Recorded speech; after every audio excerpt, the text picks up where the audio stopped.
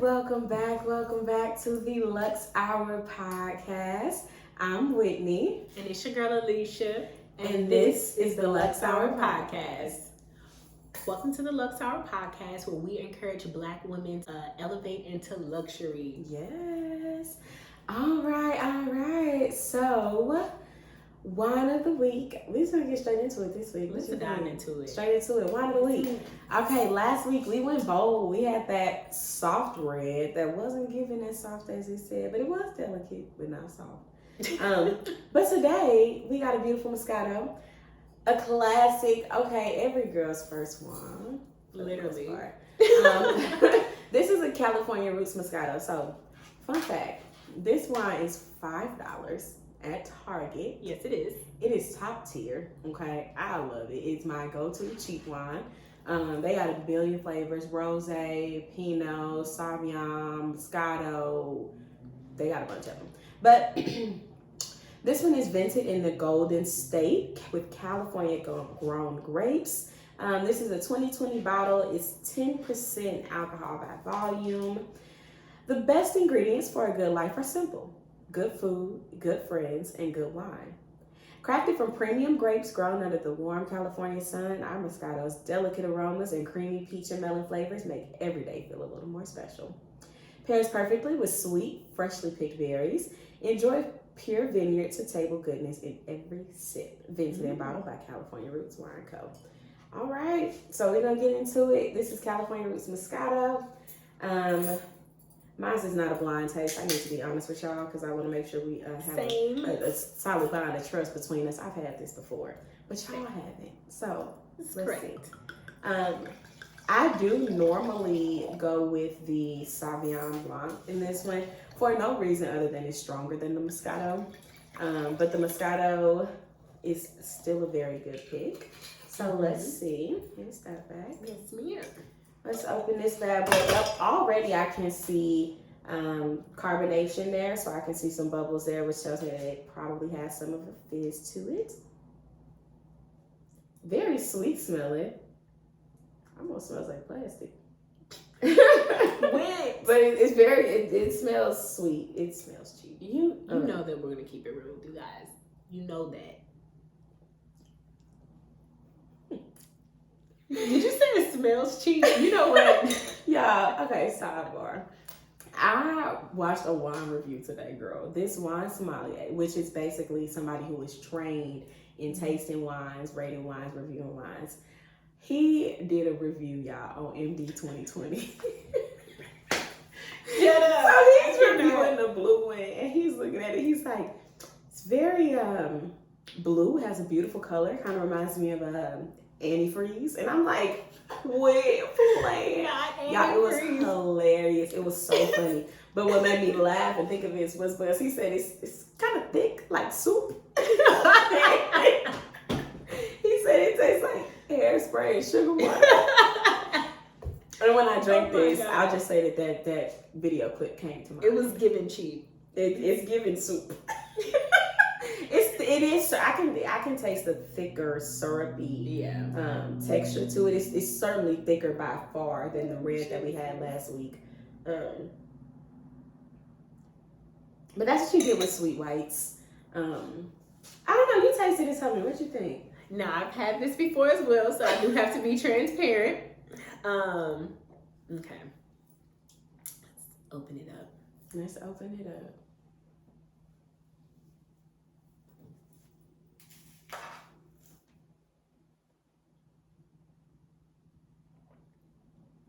You definitely have the fizz, but I mean, again, I already know this, but it definitely is a thicker wine. Mm-hmm. But it's doing what it needs to do for $5. For $5. So it's giving $5 plus tax and then some. That's definitely what it's giving. But I mean, as far as like the quality of the wine, I still feel like you get pretty good quality for the cost. It's a bottle of wine for $5. So what do you expect? And for it to have 10%, I believe it's 10%. Honestly, it's giving great bang for buck. Yeah, true. So, and try some of the other flavors too. Like I know the rosé is pretty good, pretty strong. Like I said, I always get the green bottle, which is a Sauvignon Blanc. So that one's pretty good. But the Moscato is thick and I've never sweet. had any other California roots besides the Moscato. To be fair, so I actually was introduced to this wine by it was Kelly. Probably, baby. It was Kelly. We'll stock up a girls' night with California roots, okay? That's because sometimes our girls be drinking about a bottle, baby. Sometimes we need about 3 or 4, 5, 6 bottles. So, but no, it's a good one. Yeah, definitely. I tried E13's wine over the weekend. It's like 18.5% for wine. You talk about a thick, syrupy, sweet. It was called Mango Scotto, so I was expecting it, but first of all, I'm allergic to mango. Second of all, anything really sweet, you can just count me out. I can deal with a little bit of sweet. You know, obviously I like sweet reds. You know, as far as wine goes, that's just to offset the strength of the drink. But when it comes to like really sweet stuff, I don't even like really sweet desserts, cakes. That's why you don't see me eating a lot of dessert. I'm not sweet and thick. I'm the same way. I'm not a dessert person by far. I literally wouldn't. I'm not the person that like needs something sweet after they eat. I literally would never order dessert at a restaurant, holidays. Like I'm gonna nibble off of something at the bare max, like at the maximum. Like I'm not a dessert person either. So I feel you. Now one thing I will eat is this pound cake that Alicia's mama be making. Honey. She made a cinnamon roll pound cake. Honey. And I am dying to try it. So Mama, please make it again. Please. You heard it live on the Luxe Hour, please. And the crazy thing is, I'm not a cake fan. And actually, if it's not German chocolate or if it's not like Sam's cake, like their white cake or their marble cake, I really don't Come want on, it. Sam's cake, because you were live. If you don't say that's some of the best cake out here, okay? It Because is. Black children's birthdays was rooted on the backs of Sam's cakes. Okay? Hello, I know mine were at least, okay? Honey. Because first of all, I have 6 siblings, and growing up in a house, it was 5 to 6 out of the 7 of us at a time. So, honey, we lived on a half sheet of cake. I was going to say, it's only 2 questions. You need the half sheet or the full sheet, or do you want white chocolate or marble? Correct. There's your options, boo. That's it.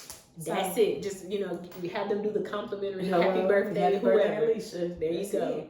Period. It don't be fancy and get your picture put on that thing. Okay. But that was early luxury. You know what I'm saying? Yes. You know you was doing it big if you got the fancy Sam's cake. Yeah. So, treat of the week.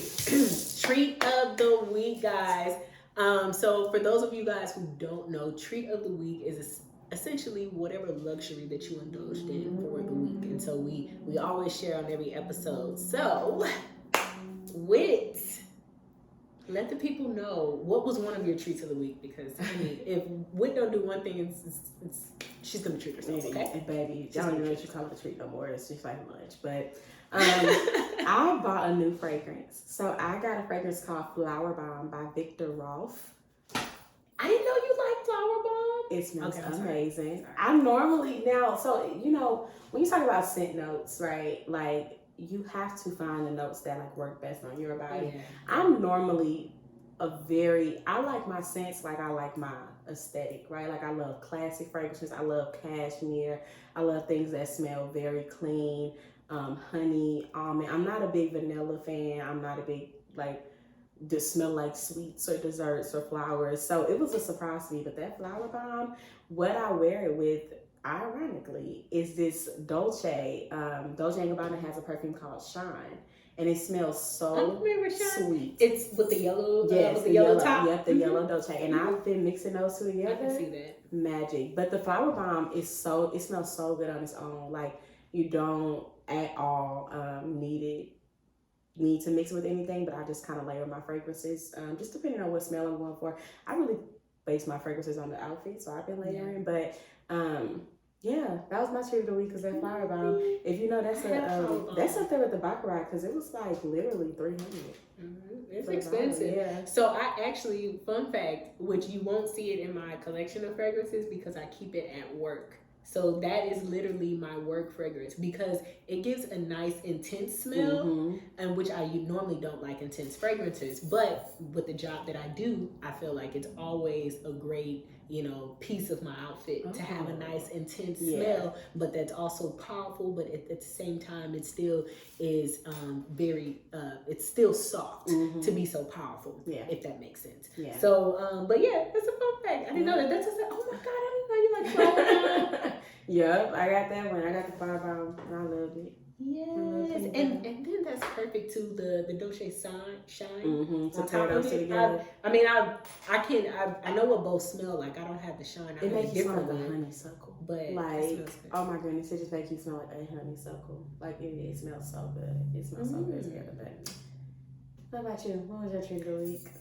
So oddly enough, my other treat that I wanted to highlight was that I started my, I would say, more higher end or designer fragrance collection, or my ultra, like my luxe fragrance collection.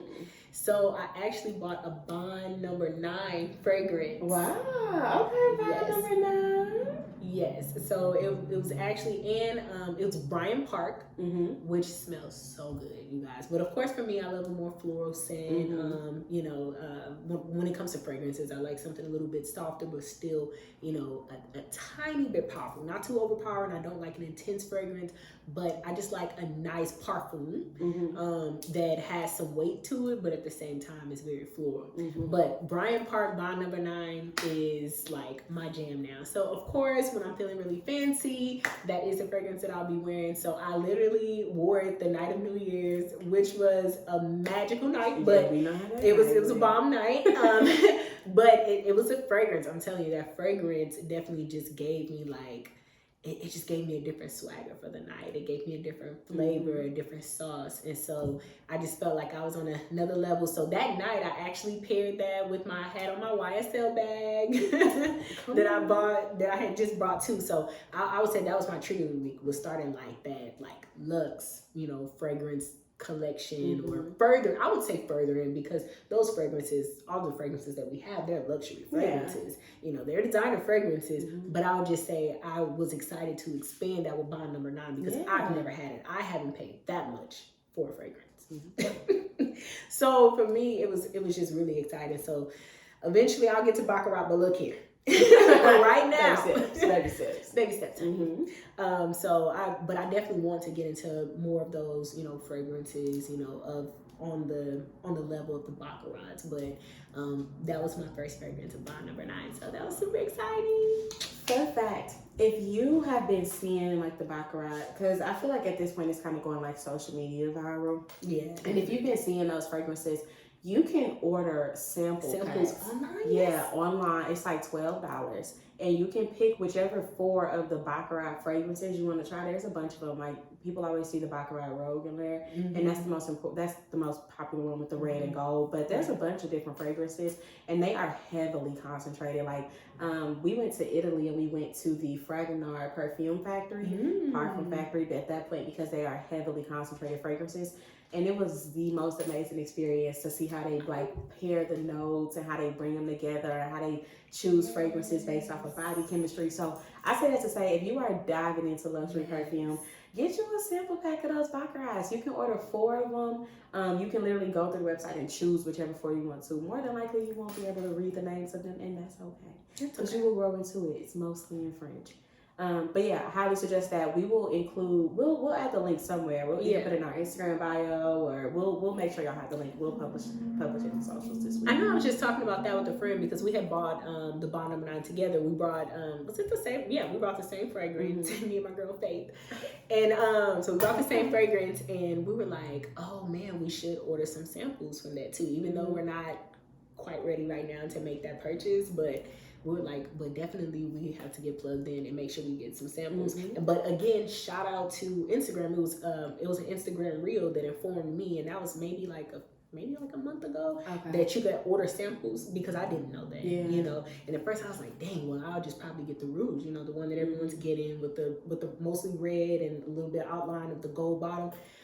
That's the one I was going to go for, because that's what I saw. But when I saw that I could order samples, I was like, oh yeah, that just makes more sense. So that was a good call. Yeah. All right. I guess without further ado, y'all. Okay, Cameron Hart. Right. My mama told me to tell you to mind Joe.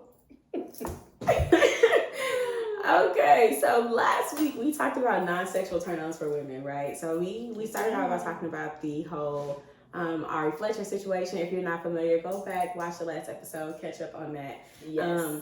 But we left off the episode basically talking about the toxic turn-ons that we all have, right? Like it's not specific to Ari until you go through very deep, very intense healing, and even after, because it's just part of the human experience. We all have toxic things within our nature that come out in the romantic space, right? Yeah.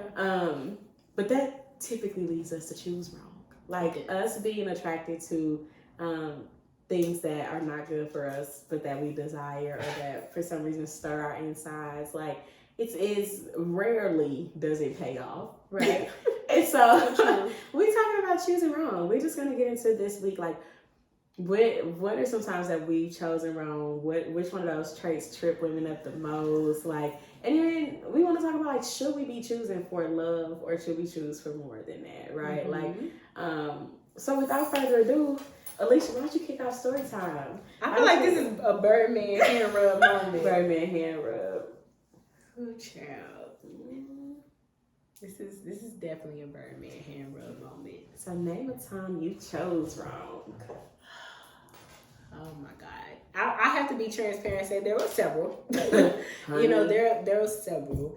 I would say the most detrimental and the most, I would say probably shallow, more so than anything else. Because of course I knew that person. Okay, story time, boom, we're gonna get into it.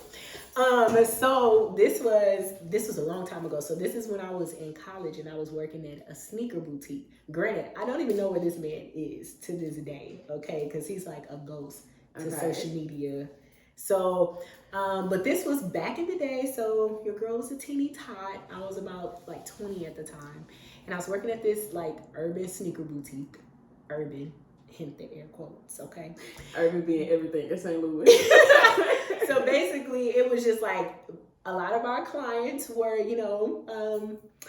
engaged in illegal activities. Okay. Diverse income sources. Diverse income sources, absolutely. And but we had all of the hottest sneakers in St. Louis, like all the hottest sneakers. So like when the Yeezys came out and they were like minimal pairs, we got 10 pair, which was like the only in Missouri. It was the only place. So between St. Louis, Kansas City, all the way up to Chicago, we were like the only city to even get the Yeezys, and we got 10 pairs. So it was like a huge deal. They were retailing for like $1,000. So this was around that period. Anyway, so I met this guy. He came in, and it was like when he came in, when you talk about that traditional masculinity, he just had it. Like he was an alpha male. He came in, commanded the attention in the room, and it was like, I remember he wasn't that tall, which is crazy because we know I usually date men like 6 foot to like 6'5". And so he came in, and it was like, when he came in, it was like, literally, I kid y'all not, like the entire store stopped. Like when he came in the door, it was just the sauce that he had, the arrogance, the confidence, but the domineering character. Like literally, his entire demeanor said, "I own this room and I get whatever I want in it." We love to see honey. So of course, when he walked in the door, I was just like spellbound. And when he came in, I remember like he came in. He opened up the door and then like everyone stopped, and then he just looked. He looked around the room like, yeah, I'm top dog in this room. And mind you, in this store there were a lot of alpha men, that worked there. A lot of them just worked there to get the sneakers, And so I remember he looked at me and we made eye contact, and it was like instantly, it was like he communicated, "I want you and I'm gonna get you." And literally, I kid you not, a man stepped aside for him to walk to me. To say something to me, and immediately he was like, "How you doing? My name is such and such."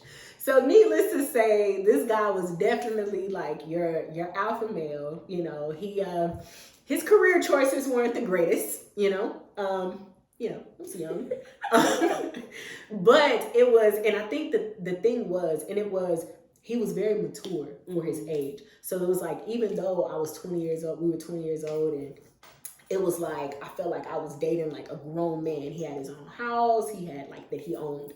He had a vehicle. He had just, the mouthpiece, and how he moved and navigated was pretty toxic. And I remember this is the only guy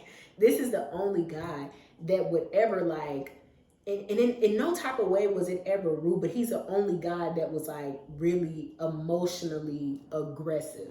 He wasn't in any type of way abusive. Right. I want to make that very clear. He wasn't abusive, but he was aggressive in how he handled situations. And so I remember I used to always have to talk to him and just say like, wait, you're not thinking straight. And I used to have to calm him down. But again, he came from a very hood background.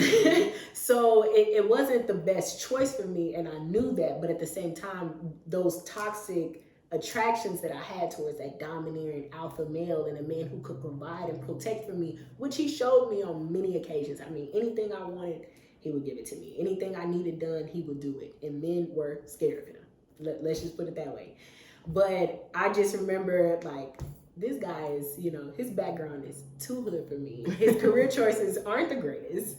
It doesn't have the longevity that I needed to have, and this is just, it's not a good situation for me. But I chose him because at that time, what I desired, I was getting. What I desired on a physical level, on a shallow level, on a material level, I was getting. He was very attractive. So it sounds like that bad boy. He was a bad boy. He was definitely a bad boy. Yeah. He was definitely a bad boy. And, and like I said, the funny thing was some of my family had knew him and they were like, hey, Alicia messing with so-and-so. That dude crazy, And I remember word got back from my brothers and they was like, you gotta stop talking to him. You gotta stop talking to him. And I was like, look, I'm gonna have to ride this one out. I'm gonna stick beside him. Listen. And needless to say, I rode until those wheels fell off, and not in a toxic way, but I rode it until until things got a little too rocky for me, and then I had to hop off. And so that was my story time. I definitely chose wrong, but I was proud because when he presented himself again, he came and found me at my next job. He was resourceful. He came and found me at my next job, literally walked into my job. And but this time around, I chose the non-toxic route, and I decided to walk away or to not engage. Yeah. But that was definitely, I would say, that was definitely when I chose one. I knew I was graduating. I was going through college. Yeah. I had big plans. Like, I knew that was not the ideal situation. I got into so many crazy situations. We won't go into them on this show. They are not appropriate, but we will just say that I definitely chose wrong going with the bad guy. The bad boy. Yeah, I definitely went for the bad boy. Baby, What about you, honey? I mean, you're from St. Louis, so... Hello, right? Listen, that's almost just part of the territory. We're from St. Louis, so I get caught up with the fun boys. So for me, it's the men who are fun. So I dated this joyride of a DJ. Y'all, hold on. This is when you got to Dallas, right? Okay. This was choosing wrong at its peak. But he was so much fun. Like, he would make these DJ mixes. Like, how you stay up late, you be on the phone taking and stuff. We would be on the phone and he would just be making mixes for me. It was so much fun. Like, we left our first date. So for our first date, we went to this little spot up in what's that area right between 75 and where SMU is, and they have Knox Henderson. Yeah, they have really lanterns streaming the street. We went to this cutest little boutique restaurant there. Oh, they have Torchy's Tacos is over there. I know what you're talking about. Torchy's Okay, right. but afterwards, so this is when we first started dating. So he ended up walking me to my car, then I drove him to his car. So then we followed each other to the highway. Y'all, we hit 75 and we decided to race. This is the most dangerous stuff. I'm talking, we was going 110 easily, down 75, flying, girl. And it was so much fun. We was racing each other because he lived all the way up to Allen. So he was going all the way up to Allen. Baby. Yeah, he was taking 75 all the way up. Honey, so that was a drive. But it was so much fun. And then he was a security guard at the mall that was across the street from my job. So I used to work at this financial institution. But on the corporate side. So it's up in Plano, there's this huge corporate park and there's all these businesses there. And I worked there, but across the street, there's this huge mall called Stonebriar.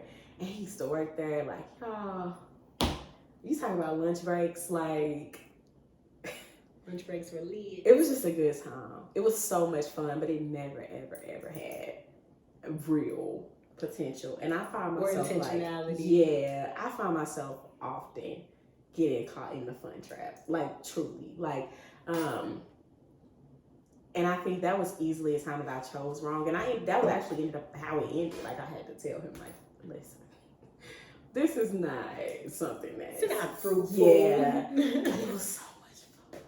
Like, it was just fun. Like, he was hilarious. I love that he loved to talk, and he loved to talk about all type of stuff. And I love a man with a mind, a man with ideas, and we would just talk about everything. And it was just amazing. But obviously wasn't a good choice. As y'all can see, I'm still single. So, but no, fun doesn't sustain anything. So, that would definitely be a time that I chose wrong, quote unquote. But he was fun. He was the DJ. He was like, you could get into any party. Yeah, and at this point, it's crazy because at this time in my life, I wasn't really going out like that. But he would like want to like go like, come here, come there, bring your friends here, bring your friends there. And at this point in my life, I was like super introverted. Like now I'd be like, we on the way. Like, but y'all know I had to go through a whole journey.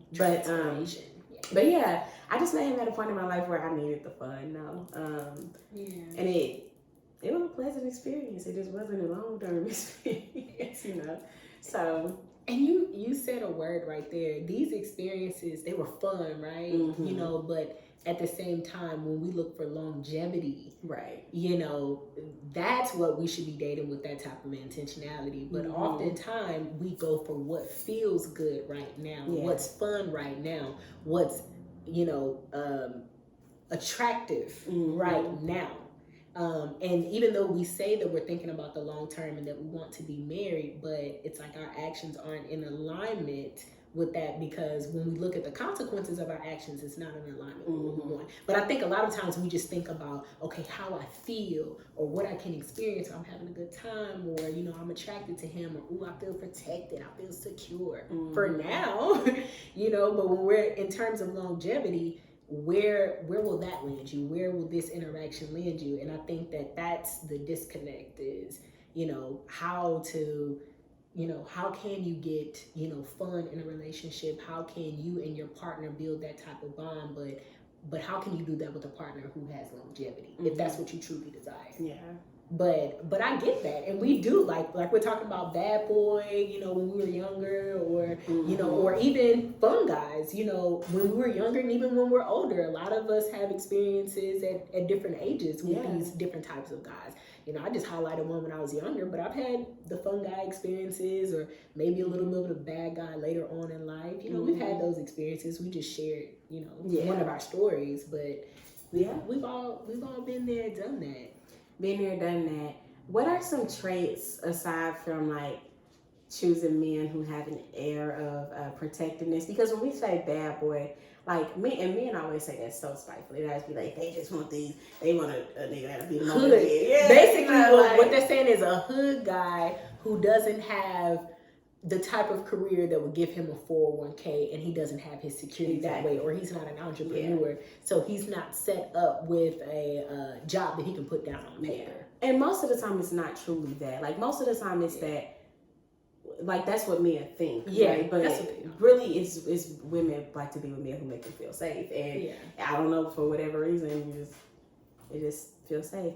It's not safe, but gives the illusion of safe from this false air of like, versus just a financial, and again, a lot of those guys that'll say, oh, all these, all women do, excuse our language, but they say all they want is hood niggas, or they want guys who don't treat them right, or a lot of times that's coming from, your men who are more studious and who have chosen more corporate career paths that may be a little bit nerdier, or that may be extremely educated and decorated in their careers. So, to them, anything in opposition to that, well, that's a bad guy, or that's a fun guy, because he's not on his level, from his perspective. So automatically it's like, okay, well, if you're not choosing a nerd, an engineer, a doctor, a lawyer, or, something like that, then, okay, well, y'all are choosing the fun guys, or you're choosing the bad guys. But that's, not necessarily always the case. There's a little wiggle room there. Yeah. I mean, it is what it is. Like, men have a problem when they not the kind of men that make women feel safe. So, because I mean, it's not just bad boys. Think about it. It's men that don't have a record. Correct. Don't be in this, but it's a demeanor thing. It's just really a demeanor thing. So, how many men have you dated that were, very well paid or educated that were in their careers that were even had an air of they were quote unquote nerds, but you felt protected around them? From your experience, have you had that? So I had one, which ironically I consider using him as my choosing wrong story. Oh wait, okay. He is very corporate, like hugely successful, 5-bedroom house in Atlanta. Okay, yes. honey. 5-bedroom house. I'm talking about like y'all. I had a housewife like this in my grasp, like like you did. I was so ready for it to be a housewife. Y'all, Lord, I could not. It was the most miserable I've ever been dating, man. And this was, he was high value, and God,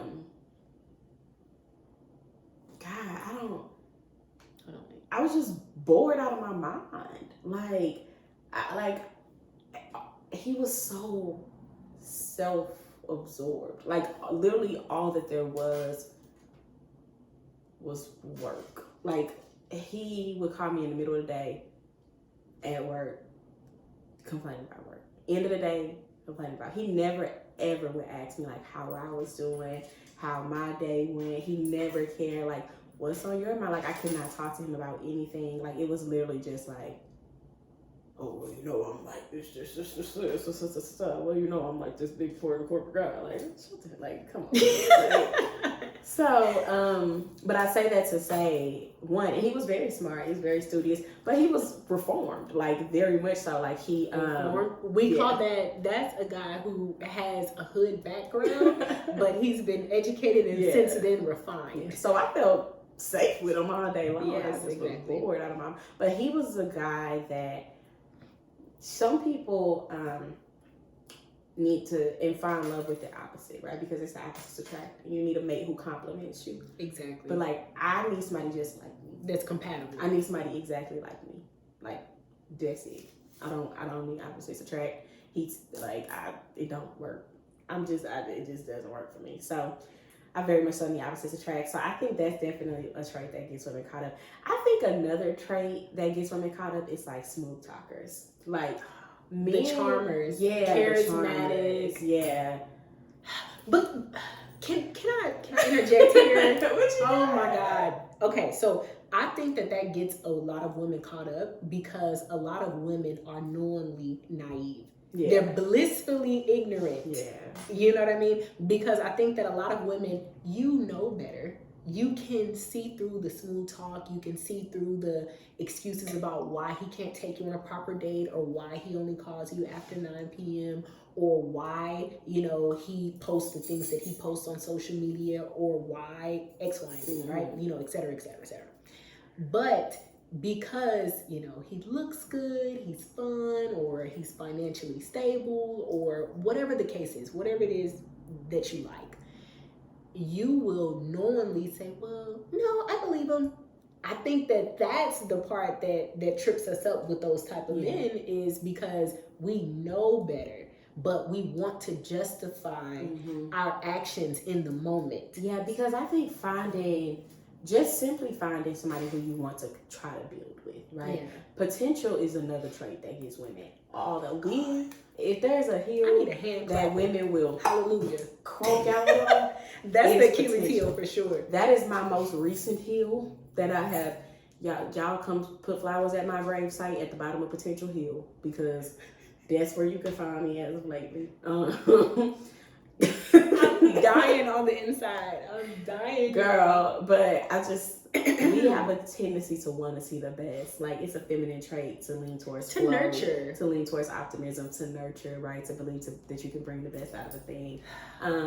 But a thing is a thing. I think it's a thing, baby. I think it's a thing, and it ain't never bringing no ring. I just think that I was going somewhere with this though. You're like pretty much just falling in love with potential and how that's harmful to women. Oh, I was saying we have a propensity like this natural lean towards, let's just believe the best, like optimism, right? Like, yeah, and I could be the one in a million. We shoot ourselves in the foot every time, and it's because the pickings are so slim, right? Men say that the pickings of good women are slim. Oh my God. Women say that the pickings of good men are slim. You can go back and forth on that rabbit The hole mutual forever. pickings are slim. The pickings are slim. Really what it is trying to find, at this point, not even trying to find people who aren't traumatized, but just simply trying to find people who are at least acknowledging and actively trying to work through exactly the toxic, traumatic traits that they bring into relationships. Because at this point, we all are just so like, we didn't just ran through each other. Because the thing is, okay, so I'm going to bring this up because it's relevant. It was a case to where they were talking about a scenario to where, hey, if you're dating another person and they have multiple children and you guys only have one kid together, should you buy the other kid gifts for Christmas? Mm-hmm. Or should you, make up for that deficit? And so my initial reaction to that was, I don't want to hear about right or left. Let's address the fact that the real problem is broken homes. Yeah. We are continuing to create broken homes, and that will perpetuate trauma every time for the child. Because again, you have mother wounds, you have father wounds that boys and girls, men and women are still experiencing to this day as a result of broken homes. So until we can acknowledge 9 times out of 10, if you came from a broken home, heck, even if you came from one that was, in which they were legally married, a lot of those are broken too. You have trauma. There is trauma for you to unpack and that you are meant to heal. No one else can heal it for you. You have to first acknowledge that is something that you need to work through. You need to make sure that you're utilizing your tools and resources, whether that be church, whether that be a licensed therapist. You need to speak to someone and you need to work through your own trauma. No relationship can save you and magically heal you. No. Nothing. No amount of partying, no amount of liquor, no amount of anything. You have, the only way out is the way through. And until we stop perpetuating these broken homes, we will always be faced with this issue. We really will. And a lot of people don't see it. Everyone thinks they're fine. Yeah, truly. Or they're cool, they're traumatized, and they're not willing to do the work. Yeah. Or they're just shifting their desires. Rather than say, I still desire healthy, happy, whole things, and I need to do the work that I need to do or make the changes in my life I need to do to get there. They rather say, well, listen, sis, I'm just going to be a city girl. Baby, okay, if you can't have real love, I want the bag. And that's not really the solution. You know what I'm saying? Like men are having their own, well, I'm going to travel, or I'm going to be a 6-figure earner. I'm going to be a millionaire. I'm going to be a serial entrepreneur. I'm going to own 10 properties. I'm going to operate 10 trucks. And it's just like, no amount of material things will really fill this void. So until we start acknowledging that, there's no way possible that we can even choose right, let alone properly sustain a relationship. No. But we will choose wrong every time because we're going to choose a partner that we were traumatized by. Yeah. Or that or that familiar relationship, that parental relationship that we were traumatized. And we do it subconsciously. If you grew up in chaos, you're gonna subconsciously seek out chaos. If you grew up in toxicity, you're gonna subconsciously seek that out. Until you address it and face it head on. That's 100% true. So then that brings the question: should we be dating for love? Honey, I'm gonna tell you this flat out: no. Everyone knows. I'm not gonna say everyone knows my stance, but if we have in-depth conversations, my stance is flat out this: marriage, at the end of the day, it is a partnership. It is a business more than it is anything else. And that's not to say that love should not be involved. It absolutely should. But that is not going to be the making point for a marriage. Love does not hold a marriage together. At the end of the day, you have to have morality, you have to have values, you have to have compatibility, you have to have a mutual desire to ride this thing out till the wheels fall off. No matter what, we choose each other every day. It's a choice, and it takes action. So again, you have to decide, just like you have to get up and decide to go to work every day and do what is expected from you in your role to get that paycheck. You have to do the same thing with your marriage. And also at the same time, I say it's a business because it is a financial partnership that you have. Just like if we were engaging in business together, we're going to say, hey, well, this is what I have. This is what I'm bringing to the table. These are my strengths. These are my weaknesses. This is what I desire. This is what I need in a mate. You know, this is how we're going to choose to be fruitful and procreate, right? Mm-hmm. So this is what I want my legacy to be. So you really have to marry someone who's like-minded. And like I said, there's definitely room for love and attraction and lust and all those fun things to be in there. But ultimately, it is a person that you sit down with and you have a decision and you have multiple conversations, many conversations, and you make a mutual decision to choose each other every day and to choose to build lives. Lives are not just about love. They include finance, they include sickness, they include so many other things. So it's literally you're literally engaging in a contract with marriage. And like I said, I do believe in love. I do believe that God has soulmates for us. But engaging in marriage, it is a business decision more than it's anything else, in my opinion. I agree. But y'all don't have nothing to add. That's it. I don't have anything to add. I literally, that was it. The only thing I can add is things that just co-sign what she said. It's like it ain't enough. You know, love is supposed to get you through the door, and friendship is what you're gonna need to rely on when the love go away. So you better hope that if nothing else, that you got a good friend in that person. You know, and I think sometimes that's how I get caught up in the fun side of it, is because I get so lost in the friendship that I like forget. Oh, you need to be intent. Because one thing that I am not always, like, traditionally women are very expressive and like, this is how I feel. This is like, what are we? Where are we going with this? Like, I kind of just be like, riding with the assumption that we're just on the same page.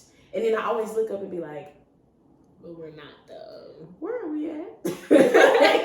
What street is this? Where are we what page 15? For one way or the other, right? I look up and I don't know. There's just no like clarity there. But that's it. Love ain't enough. The friendship has to be there, and then after that, like you said, everything, moralities, compatibility, values, like familial relationships, like all of that stuff matters. Like how they are with their family, how you fit in with the family. Like, because at the end of the day, people say things like that don't matter. Yes, they do. Yes, because if you think I'm sitting my kids over your mama house and she don't like me, talk bad about me, whatever it is, and it's creating an environment of dysfunction. Yeah. And when you're used to dysfunction, that becomes your normal. And you know, so people don't even realize that. I agree 1,000%. I think, you know, just at the end of the day, we have to start thinking past what feels good and we have to. I'm a more logical person. Maybe that's a Scorpio in me. I don't know. Yeah. I'm a more logical and realistic person more than I'm emotional. I am very emotional, but I'm way more logical and realistic. And the Cancer in me is emotional. It's emotional, yes. I'm Cancer. I'm like Aquarius, Cancer. So like my moon sign and my rising sign are both Cancer. So all of it through me, it's all about love, nurturing, feelings, home, friendship, relationship. Like it's all about the soft stuff. So I'd be like, and see me, and I'm on the other side. I'm like, you know what? I really care about you, but this doesn't make sense. Like, you know, and I will literally walk away, you know, and I'll walk away. I'll wipe the tears from my eyes. I'll cry about it. And I'll walk away and I'll be good because I made the logical, reasonable decision. Yeah. And not saying that I'm always perfect at it, but I would just say, I think that if we can understand that it is a selection process, you know, and that it should be a selection process. And that's why some can make an argument for arranged marriages and their, you know, their success rate. Baby, I wish I had one. Because they're going to look at all that. They're going to look at socioeconomic status. They're going to look at class. They're going to look at core family values. They're going to look at upbringing. They're going to look at what is the goal of your legacy. Like, it's legacy planning that is involved. And there is no way in heck that I'm getting with a man that thinks that he's about to send our kids to public school. There's no way.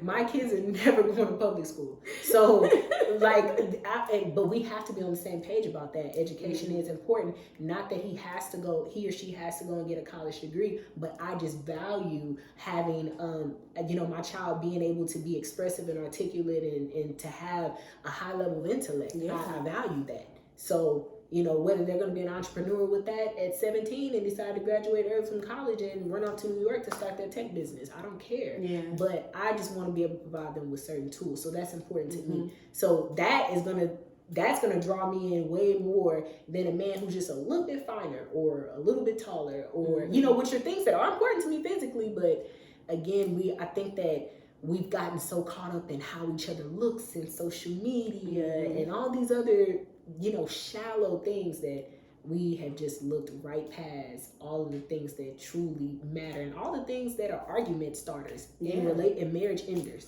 Period. You know, I read a statistic that said, a relationship counselor came to our Bible study, and yes, I was there.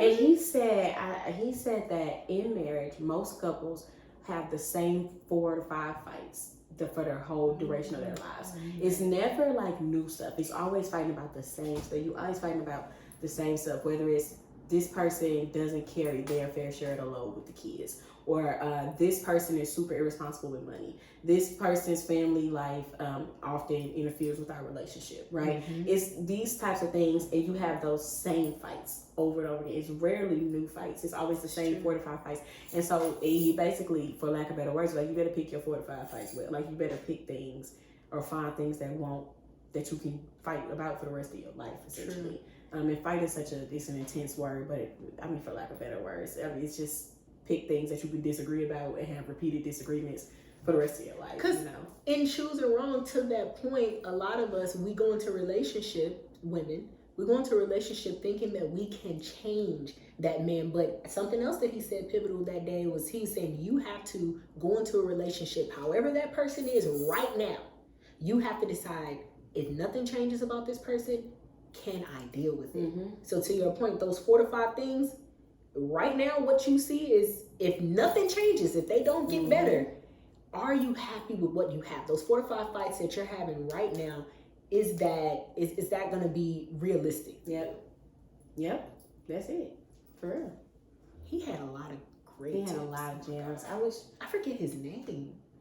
I was following him on Instagram for a while. He was really good. Yeah, he was. I don't remember. I think it was Vaughn or something like that. I don't remember. I'll see if I can dig it out somewhere. I added in the notes. I took a picture of like one of his slides. I think it's still in my phone. I'm gonna try to see if I can find it. Yeah, I'll try to see if I can find it. For sure. But no, that was kind of all that we had. We wanted to talk through like choosing wrong and how toxic turn-ons altogether, romantic, quirky, whatever. Yes. They have their place, but reason and rationale also has its place, and they have to balance each other out, or you will inevitably choose wrong. Like, that's the way that goes. Because if you have a type, but all of your relationships fail in a short period of time, it's time to start. It's time to get back to the drawing board. Most likely you're choosing wrong. Yeah. It's you. It's not them. It's probably you. You know, you probably play a bigger role than what you originally thought. So, amen. Anything to add with? Do we miss anything? I don't think we missed anything. I think we covered it all. Okay. Yeah. I think you good, girl. Yes. So until next time, we will see y'all later. Cheers. All right, cheers.